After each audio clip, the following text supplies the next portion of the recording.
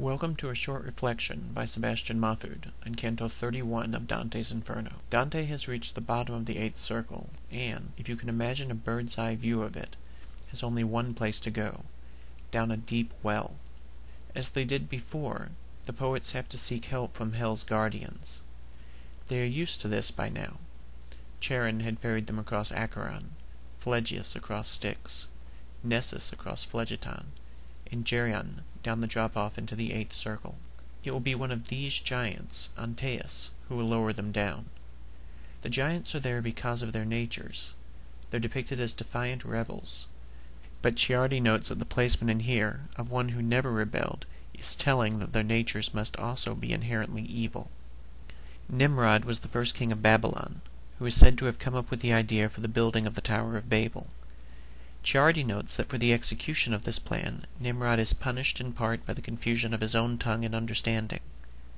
My good friend, Monsignor Richard Henning, looks upon the Tower of Babel experience as a redemptive stroke from God in what it did for providing us with the richness of diversity in the development of our capacity for intercultural relationships.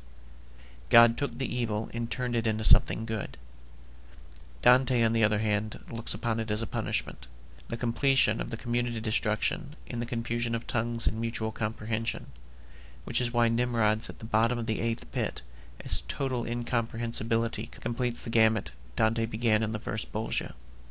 Among those in Nimrod's condition, Dante and Virgil find Ephialtes, who tried to war against the gods by attempting to stack mountains on top of one another, Mount Ossa on top of Mount Olympus, and Mount Pelion on Mount Ossa, Ciardi notes, to reach the heavens.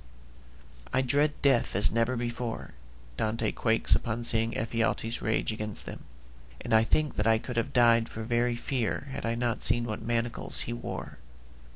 In this way Ephialtes attempted the same thing Nimrod did, to build a tower to heaven for the purposes of laying claim on it, a greater sin than that perpetrated by Ulysses, who merely happened upon the true ladder to heaven of Mount Purgatory, and one for which Ephialtes pays more dearly. At the sight of Ephialtes, Dante asks to see Briareus, whom Virgil had described in his Aeneid as having 100 arms. Virgil, to avoid being caught out in an error, Briareus would be a normal giant rather than an abnormal one, says that Briareus is too far away for them to find at this point, but in the interest of truth, says that he's just like Ephialtes, but nastier.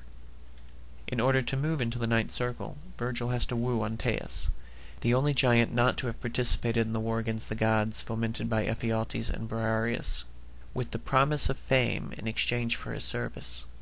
We see how he interacts with Antaeus here in a way we didn't see when he interacted with Geryon, who had carried him and Dante into the eighth circle.